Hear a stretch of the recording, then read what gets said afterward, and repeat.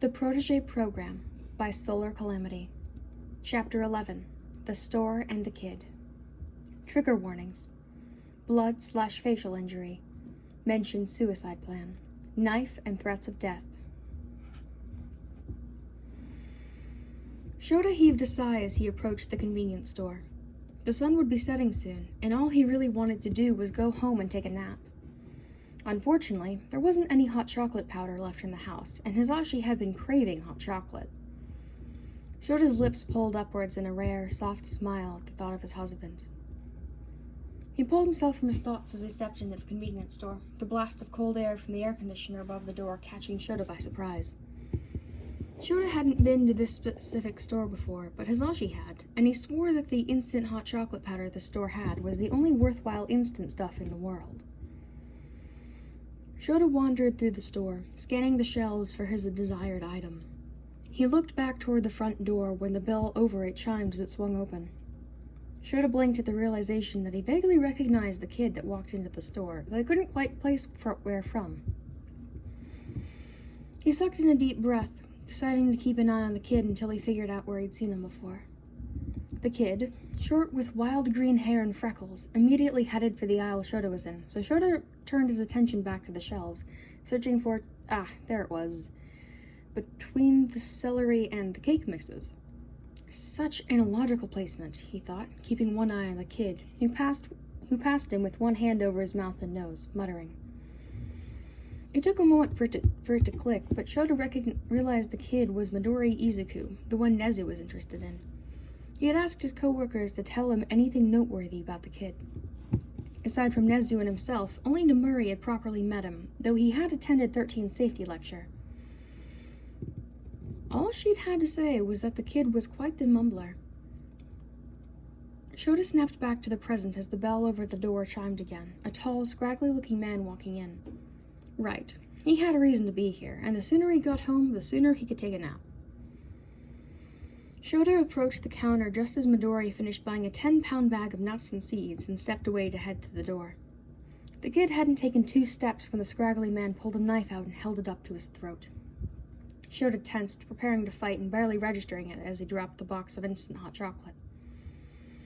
Midoriya froze, eyes widening. The cashier gasped and fumbled for her phone.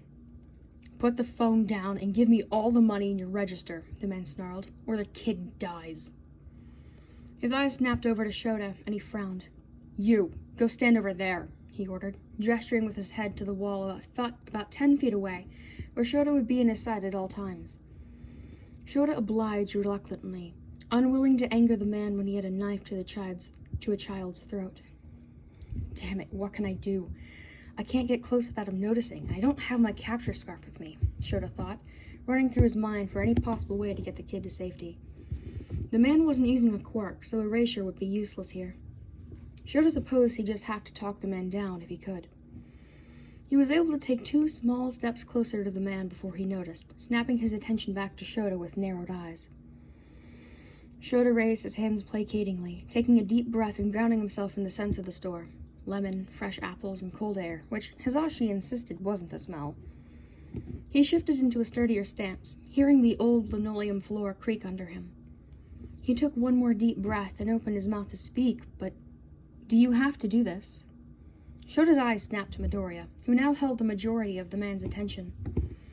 He had let his hand drop from in front of his face when he'd stopped mumbling, so SHouta could now clearly see where the scar on the bridge of his nose had been turned back into an open injury, as well as the twin, thin lines of blood that connected the scar to his jawline, like he had face-planted into something sharp, like a small bucket or something.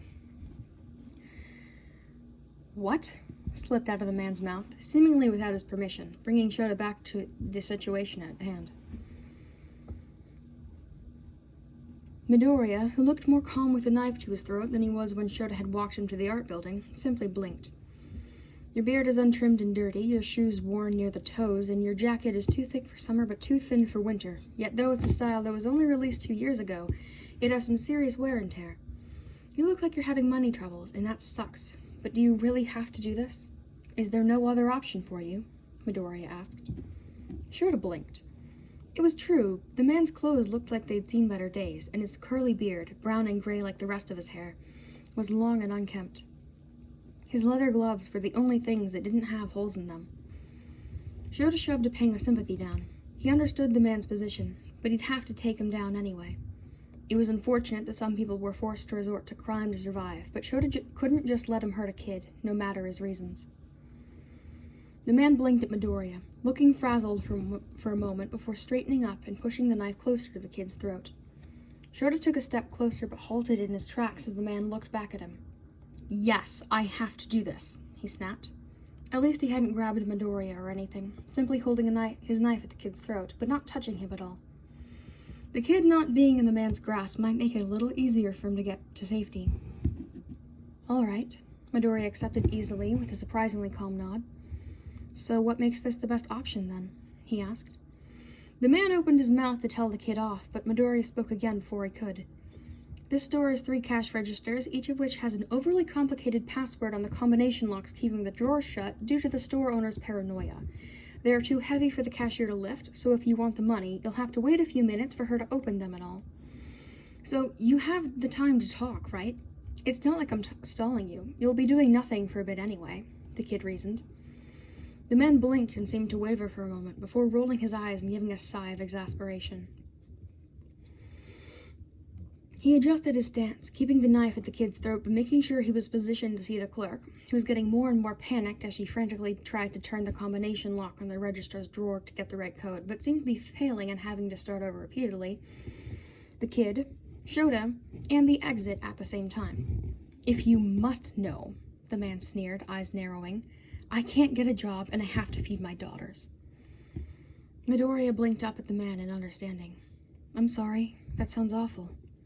The man sneered. "What would you know? You're probably some hero-quirked brat who's had life handed to you on a silver platter." SHouta knew that wasn't the case. The kid was quirkless, and the quirkless were treated worse than anybody, including actual imprisoned villains. But Midoriya just nodded impassively. "I understand that. Is there no one who can help you financially?" The man gritted his teeth and tensed. SHouta prepared to jump in if the man made any sudden moves, but he didn't.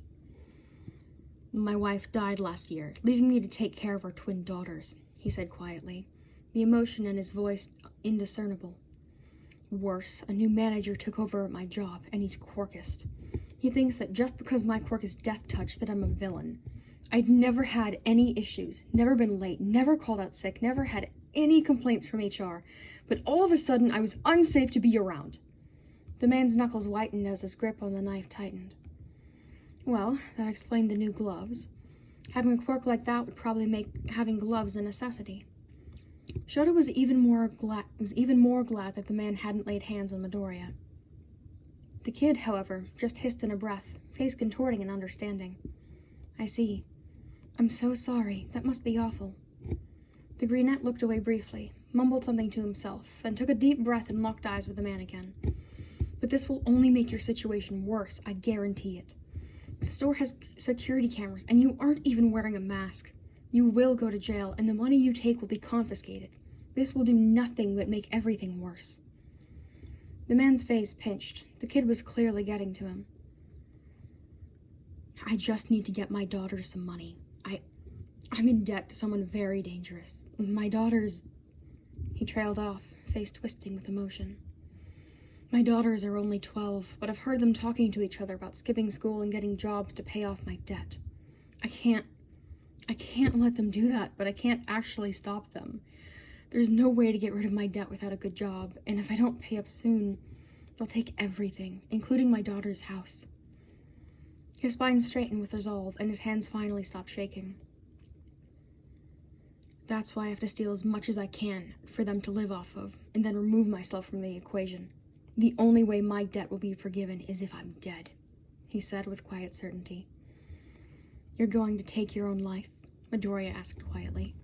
His eyes flashed and nostrils flared as he, too, straightened. Midoriya took a step toward the man, forcing him to take a step back rather than to avoid stabbing the kid or lowering the knife. SHouta took a step forward, internally cursing the kid's recklessness. "Take it from whom?" Midoriya demanded. "When you're gone, it's not you who will miss it. Your death is something that happens to everyone else. Your life is not your own, so keep your hands off of it." The The man floundered for a proper response to that, but even if he could have come up with something, he wouldn't have gotten the chance to speak. "What do you think will happen to your daughters once you're dead?" Midoriya scowled. "They'll likely be put in foster care. They'll lose the house anyway. You're going with the worst possible option, only to make things worse," he insisted. "Think this through, would you? This benefits absolutely no one. Your daughters would have to suffer the trauma of foster care while grieving you." His demeanor softened a bit, and his volume lowered. "Please, don't do this. You haven't done anything you can't come back from yet." The man wavered. "I need the money, and there isn't anyone who would hire someone with a quirk like mine," he said quietly. "I'll hire you," Midoriya responded simply, tilting his head to the left. The store was silent for several seconds. "That truck in the parking lot is yours, right?" Midoriya clarified with a raised eyebrow. When the man nodded hesitantly, Midoriya continued. "I'm cleaning up a certain dumping site. There's a lot of good scrap material that I'd like to use, but I have no way to get it to my property." He shrugged. "I can give you $70 an hour. It would just be a side gig, not a full-time job, but it could help you get you back on your feet. It's certainly preferable to suicide, wouldn't you agree?" he asked quietly, staring up at the man with earnest eyes. "$70 an hour?" he asked, hardly more than a whisper. "You're just a kid. How could you afford that? No, forget that. I told you my quirk, right? You know I have a villainous quirk. I literally have a knife to your throat. Why would you ever hire me?" he demanded, his volume rising. SHouta thought that threatening someone with a knife was usually a perfectly good reason not to hire someone, but Midoriya just waved a dismissive hand. "You haven't actually stabbed me, so no harm, no foul.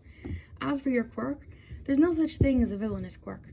Each and every quirk can be used to help people, and each and every quirk can be used to harm people too. If everyone's quirks are both heroic and villainous, none of them are," he said, honestly written on his face. If SHouta weren't so busy trying to figure out how in the hell the kid was this calm about the situation, he would have spared a thought for approval. It made sense, of course. Being quirkless means wishing you had any quirk at all, useless or villainous or not. Still, some quirkless people become afraid of quirked people, especially those with villainous quirks. It was refreshing to find someone who, like SHouta, knew that there was no such thing as a villainous quirk. The man slowly lowered his knife. "Okay," he agreed. "Okay, I'll work for you." SHouta got the impression that he didn't quite believe any of it, the wage or the job at all, but he seemed unwilling to look the gift horse in its mouth. SHouta couldn't blame him.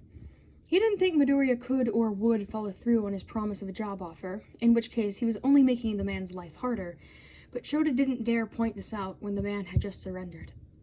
Midoriya nodded. "All right, then I think this matter is settled. Could you meet me at Dagobah Beach tomorrow at noon?" he asked. The man nodded mutely. "Great!" Midoriya beamed at him, and SHouta had to squint to avoid being blinded by his smile's brightness. "I'll have a contract drawn up by then. For now, though, you should go home to your daughters." He gave the man a meaningful look. The man gave him a simple nod before slowly making his way to the door and leaving, heading north. SHouta sighed in relief. He had been prepared to step in, but he hadn't needed to. Still, Midoriya turned back to Midoriya and opened his mouth to say something, maybe to commend the kid on talking the man down, to check in on him, or to ward him off making promises he couldn't keep. But the kid was already stepping out of the store's secondary exit, which SHouta hadn't even noticed existed before now. SHouta immediately slipped out of the door behind him, turning right just like he'd seen Midoriya do, only there wasn't anyone there. The back door opened up to a public park, and there wasn't any sign of anyone around in any direction. The kid hadn't been outside more than 4 seconds before SHouta had stepped out too, yet SHouta couldn't see him anywhere. There wasn't anywhere he could have been hiding either. He sighed, walked back into the store, and retrieved the box of hot chocolate from where he'd dropped it. What an interesting kid. SHouta couldn't help but feel concerned for how calm he was being threatened. Of course, the kid was quirkless, SHouta reminded himself with a slight wince. There was a good chance he was used to it. Nezu would want to hear about this, but there weren't any cameras in the area to use to track down the kid and make sure he was okay, so it would be pointless to call Nezu now. He might as well wait until tomorrow.